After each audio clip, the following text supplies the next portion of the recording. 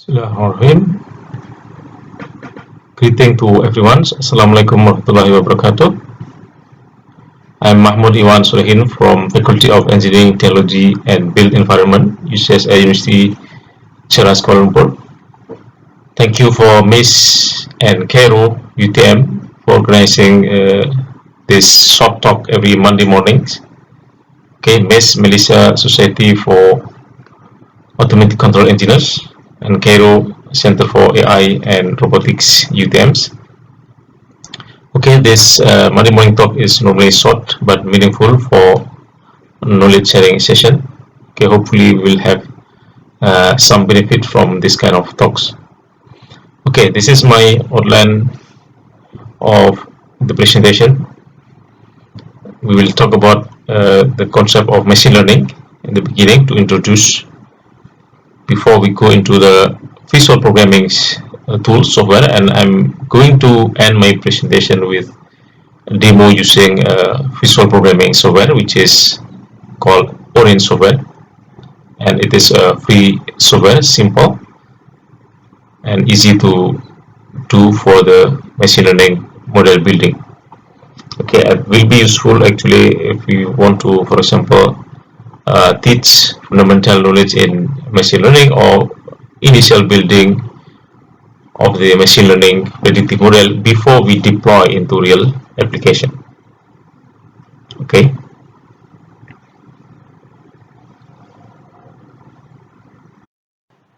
Well, before we start to discuss about machine learning and the visual programming method, we will see about the AI in broader terms. That basically AI was developed in 50s, 60s.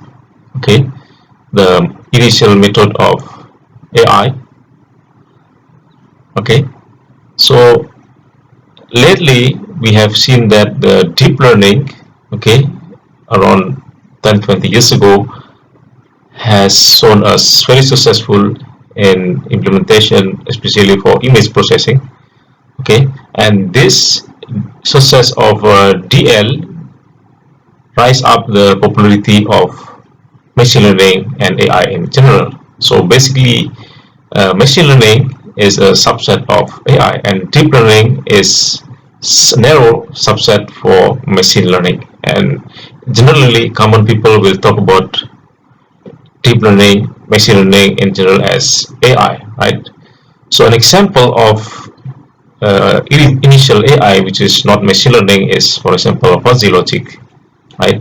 And then computational optimization algorithms. Okay, for example, a genetic algorithm, we have swarm optimization algorithms. Okay, nowadays we have a lot of so-called meta-heuristic optimization that are inspired by nature, actually, biological process, God creation, right? So these are example of AI which is not machine learning. Those are developed based on knowledge, expert, heuristic, okay, experience from humans and nature process. Okay, and the smaller subset of AI is ML that we are going to focus on today. So what is ML is basically, it is data-driven predictive modeling. So the key is data, right? We will teach the machine the ML algorithms by using the data. Okay, so that's why it's quite related to statistic. The ML is very close to statistic because statistic is basically also data-driven decision making, right? And in fact, some ML algorithms are borrowed from statistic. Okay, so while machine learning is while deep learning is basically specific,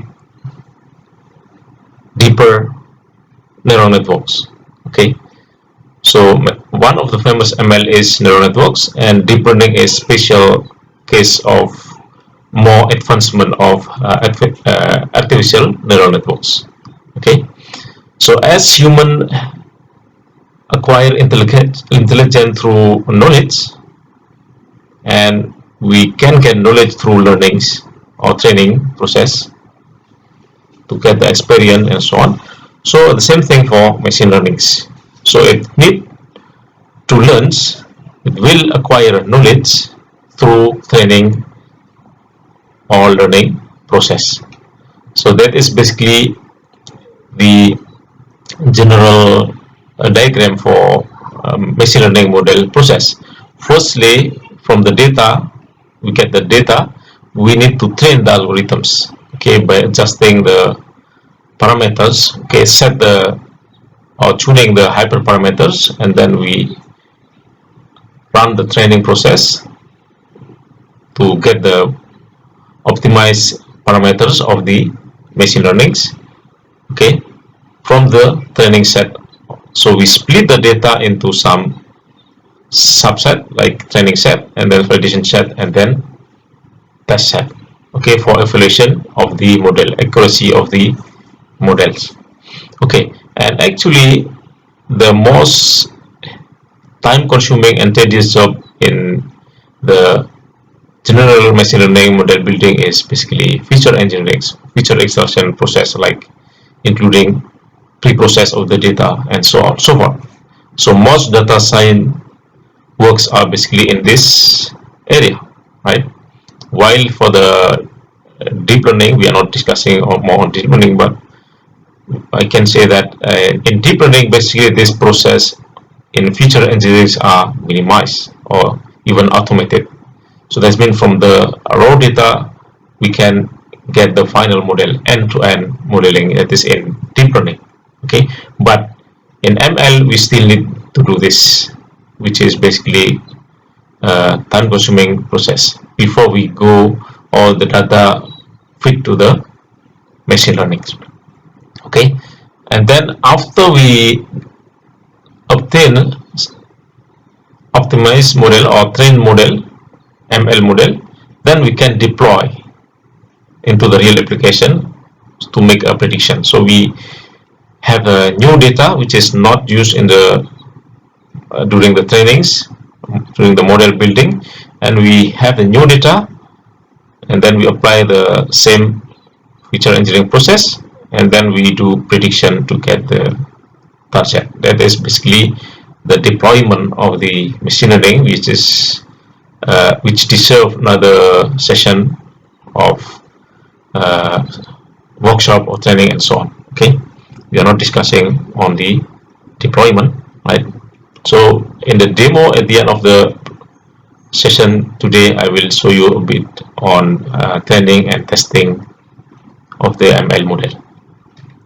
Okay, so in general, we can classify machine learning into two types. One is unsupervised learning, and another one is supervised learning. So unsupervised learning is basically clustering, where we only need the input data, but we do not show or we do not tell the desired output or the target, okay, in the data to train the machine learning, right? While supervised, we provide both input and output data, or target input and target data. Okay, further, for the supervised learning, we can apply into classification and regression.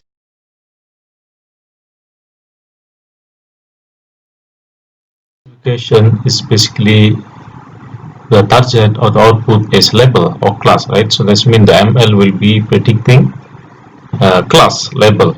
Okay, so for example, we have medium, high, low. These are class label, right? And the regression is basically predicting continuous value.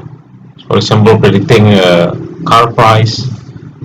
For example, predicting blood glucose level, and so on, so on.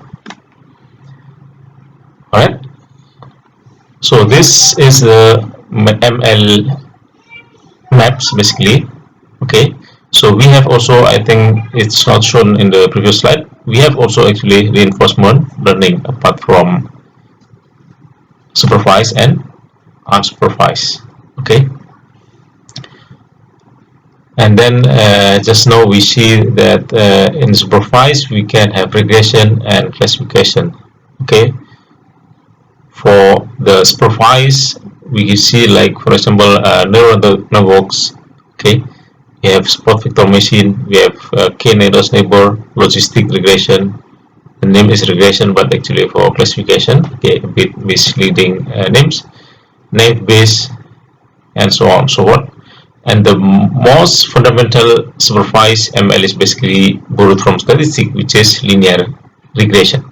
Okay, and so on so what we have another famous in unsupervised is like principal component analysis is for dimension reduction. Okay, actually include neural network also in this side. Okay, right, and then we have deep learning as a subset of machine learning. We have many types of deep learnings. Okay, well, now we will talk about the programming tools. Nowadays, if we can see from survey on the internet, is basically we see that Python programming is very famous one. Okay, including this survey from GitHub, the famous repository, online repository, and like Instagram for programmers, GitHub. Okay, where the Python programming in the last several years is always leading in popularity. Okay, compared to, for example, C++, C Sharp. Okay, but these three, Python, C, C++, are actually famous for application in hardware environments. Okay, Java is mainly famous for implementation in the web, for the website. Okay, some people also use R language. Okay, for which is nice for visualization of the result, data analysis. Okay, for statistic mainly initially, and then now also people are using for machine learnings. Okay, of course in academics we see that MATLAB is popularly used for many purpose of programming, including machine learnings. Right, Kotlin is famous for Android application, and so on so on. So these all are programming tools that need programming code, right? Coding. Okay. So apart from the coding method approach, nowadays we can see so-called visual programming approach, drag and drop, which is easy and quick, and some are open source. Okay, so if we are familiar with MATLAB, for example, we see like Simulink as a part of the MATLABs. It is basically drag and drop approach also, which is visual programming. So we'll see this kind of thing is basically in this following software, right? We have seen, for example, Orange software, which is free, open source, and it is developed by Python language. So we can also write a Python code in the Orange block diagram, visual programming. Okay, we have also RapidMiner, okay, which is also Python based. You can use it for developing deep learning as well, in addition to the basic machine learnings. We have famous from Microsoft Azure ML Studio, which is very supportive to cloud option in the deployment stage. Okay, it support also auto machine learnings, auto ML. Even some people without a fundamental good background in ML, they can do predictive modeling, right? Because it is auto. For deep learning, especially, we have also so-called deep learning studio, which we can apply into deployment in cloud also. Okay, train the deep learning, machine learning, deep learning on the cloud. Okay, we have also Weka, which is Java based developed from I think New Zealand University. We have also Naime, okay, where it is limited actually for the free version. I the feature are limited for the free version. We have actually also IBM Watson ML Studio and so on and so forth. Okay, and most of the visual programming software nowadays are supported to the cloud application. Okay, what I'm going to demo after this is basically using Orange software, which is simple and easy to do, and easily we can also visualize the result. So it's good for like fundamental study of machine learning. For example, we want to get a quick result on writing report papers, or we want to teach to do the some workshop, so we can use this software. Then I used to do this for my ML workshop actually, to do some visualization of the machine learning model building. Okay, and this is the screenshot of the software I mentioned. This is the Orange workflow. Call it the block here is called widget.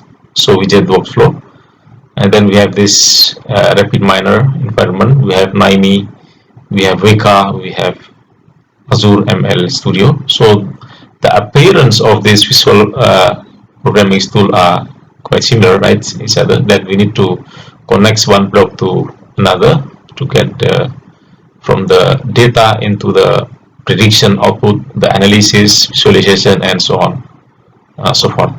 Okay.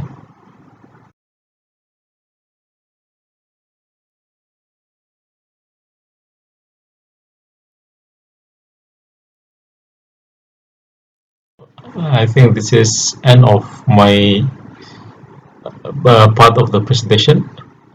I think I will demo the ML model building using Orange software, which is freely available from this website. I think the software is developed by Ljubljana University in Slovenia. Okay, and it is based on my experience. It is often updated, the features, the adds-on, okay, additional update of the software. Okay, so in the coming demo, I'm going to show you a case study on classification problem using this data set, which we can download from kaggle.com, the data repository, which is about a chronic kidney disease. Okay, the data was taken over a period of 2 months in India with 25 features, meaning the input attribute of the data, such as red blood cell count, white blood cell count, age of the patient, and so on and so forth. Okay, in total we have 25 features, and the target, the output, is classification, which is to determine whether the subject patient has a CKD, chronic kidney disease, or not having CKD. Okay, with a total number of 400 data samples. Alright, so I will open my Orange software. Going to the Orange software, I think just now I mentioned about 25 features of the data. So you can see here 1, 2, 3, 4, up to 25. Okay, which is the attribute or the feature of the data, such as blood pressure, the blood glucose, and so on and so forth. Okay, some terms are not familiar, right? But as AI ML engineers, we just need to know what these are features, right? And the last column of the data will be the class, okay, the target. Okay, so now we open the Orange software, which is like this. Okay, for those who are familiar with Python programming, actually when we install Anaconda distribution, where we can find the many tools of Python programming, actually the Orange is also there, okay, under Anaconda distribution. Okay, so now let's start with the case that I mentioned. We want to build a classification model, okay, using ML algorithms classifier. Okay, so we can start new projects and then open the data.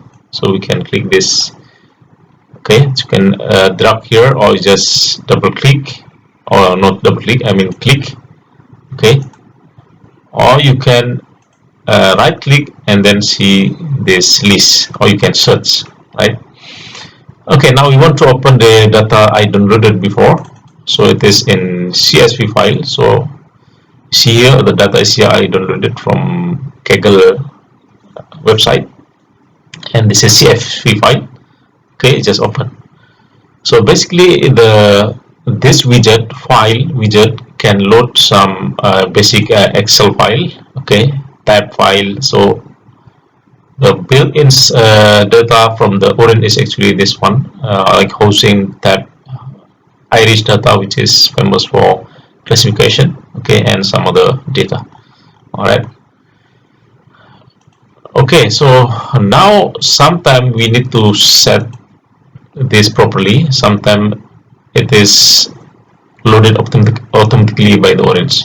So in this case, if you see the data before we do for the setting here, you can connect the widget here into so-called data table.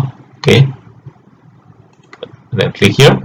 So you can see here, this is the 25 features, right?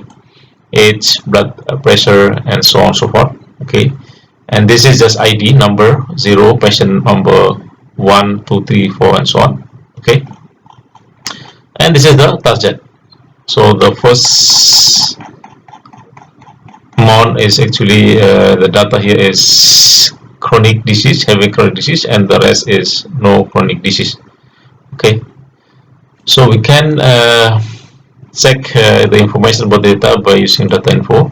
So the data has 400 rows, 26 columns, so 25 feature input plus one target. Okay, and it has, I think this one we can check properly first before we see the real. So here I think all the 13 are feature, like age, blood pressure, and so on, so on, as we mentioned, all are features. And here target is the classification result, the output, right? Categorical target. The type can be numerical, can be categorical, text, or some other types, right? And this one, I think the ID is not used as target and not used as feature, right? Just number of the patient or the name of the patient. So it's just set as metadata. Okay, and then we can apply this. So once we set up this correctly, then we can later apply for the machine learning. Okay, so we have here 25 features, right? 26, I think, include the target. Data has no target, should be the target here. Okay, all right. Okay, maybe we can apply the data info into here. Okay, then select the whole data. Okay, we do not select or highlight some part of data, so the whole data, data to data. Okay, so we can see here there are 27 columns. Okay, and then we have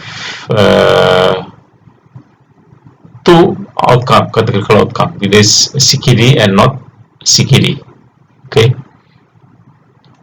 so you can see here, this is the classification target, this the rest are feature, and this is just metadata, and some data are missing, right? So here some missing data. We cannot directly proceed this data with ML. We need to do something pre-process to so-called imputation. Okay, so we do pre-process. So pre-process, you can search. Okay, so data to data, and then we do some let's say imputation. You can also apply some other pre-process like normalization, randomize, and so on, so forth. Okay, so suppose we use the imputation to do with the missing failed users now. Okay, so we do the, let's say, replace with the average. Okay, to compute the missing values. Okay, so this one. Okay, we do. So we will have the new pre-processed data, right? Okay, so we need to set this link correctly. So pre-processed data into the new data. So we have this, and then if you check here, I think you have no more missing values, right? Okay, all are filled by the average or most frequent value. Okay, and then now we can split the data into training and testing. So we can use this widget data sampler. Okay, the whole data we will use. Okay, so now I'm splitting into testing and training and testing set. So we have this. You can set this one. Okay, fixed number of sample for training testing or proportion in percentage. Okay, so I use let's say 80% for training and the rest 20% for testing. Okay, so I put into the new data table. Okay, so 80% of 400 means will be 8 times 4, 30, 320, right? So this will be 320 data, okay, for training. Okay, and the remaining data is for testing. So we set here the remaining, so meaning around 80, I think 80 exactly. We have 80 samples for data for testing. Okay, so then we can now apply this into classification. Let's say we use what to use, perhaps linear regression. Linear regression is classifier actually, although the name is regression. Okay, all right. Okay, and then no, not linear regression, I mean a logistic regression. Okay, sorry, wrongly mentioned. So a logistic regression. Okay, logistic regression. And the name is regression, but it is classification. Logistic regression. Okay. All right. So now we do the prediction. Okay. Right, the prediction result. Okay, so you have, or we can use the so-called test and score. So basically how we trained and test. Okay, so I'm using this is before the prediction. So this need a learner, the ML, and also the data. So we connect this data.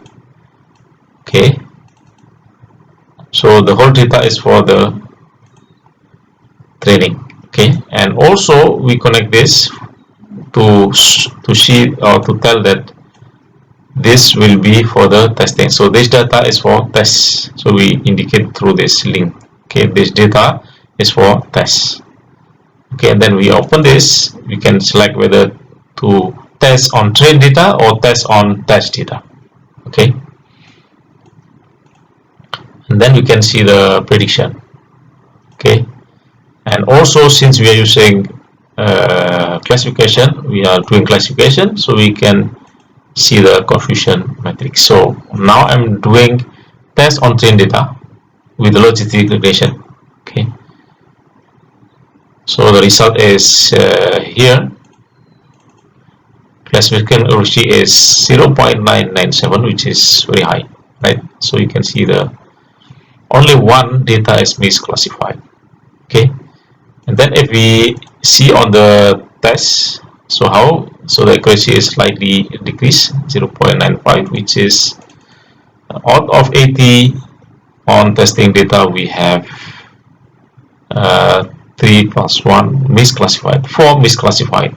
Okay, meaning 95% accurately predicted the actual here notch KD is predicted as notch KD is 32, right?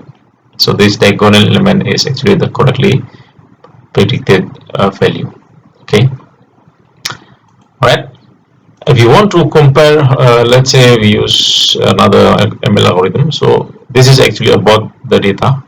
So you can see here the orange has some visualization on on statistical analysis also. Okay, visualization like box plot, scatter plot, and so on and so forth. Okay, and the model, under the model here we have the under the model here we have the ML algorithms. We have SVM, NN, MACE, KNN, decision tree, logistic regression, and so on and so forth. Okay, and then we have another application for unsupervised, which is PCA, K-mean clustering, and so on and so forth. Actually, it's also this one actually under the so-called add-on here. Okay, the add-on here has different application. Okay, such as for text mining, time series prediction, image analysis. Okay, and also this one that I'm recently using it. Okay, for spectroscopy data, spectral data application, that I use this one widget. Okay, spectroscopy widget to pre-process my spectral data. Okay, we have partial least square regression as well for multivariable regression system. By the way, for this software, the deep learning is still not okay. Deep learning, many software or many visual programming tools are available on cloud, while this software is not supported for cloud application. So only this part is on the image analysis, is having a deep learning part, which is on this side. Okay, it contains pre-trained deep learning actually, like VGG, like Inception, and so on and so forth. Okay, all right. Okay, I think I have shown you about the classification and the analysis of classification, visualization of the classification result. Okay, now let's say I'm using another classifier. Okay, let's say knife base, and I'm using also, let's say, decision tree. Okay, so I want to compare these three. Okay, so connect like this, data to data, and then connect also. All right, and then we connect to the, okay, the decision tree cannot be used. Okay, I think perhaps this one is because of the classification problem, or from other reason we cannot be used. Okay, let's use another type of ML. Okay, let's say KNN, K nearest neighbor. So we can set a number of neighbors, K. The K means here number of neighbors. Okay, and then we have the naive Bayes. Naive Bayes is purely a probabilistic. We don't have any hyperparameter to set. Okay, and then just like this. But then we can see the result on for example, we test on train data. Okay, so we have this comparison of the three, right? So the prediction is like this. This is by logistic regression, by naive Bayes, by KNN. Okay, and then the accuracy, I think this one. So KNN shows a lower accuracy compared to the logistic regression and naive Bayes. We want to see on the testing. Okay, of course we can choose other types of model building like cross validation methods. Okay, so the accuracy is decreasing officially. Okay, especially for the KNN, but not much on the naive Bayes and logistic regression. Pretty well done for the two algorithm here. Okay, if we want to save the data and you want to do analysis on other software, Excel file or whatever, in MATLAB, whatever, you can save the data on the Excel file here and load in other software. Okay, so you save as basically the predicted value. Okay, and all the feature actually you can save into other software. Okay, I think that's all for the quick demo of this ML model building for this case classification problem. I'm not able to show you for the regression problem because of the time constraint. Okay, thank you very much for listening, and see you in any time. You can email me if you have some question, then I can respond to you. Okay, thank you very much. Bye bye.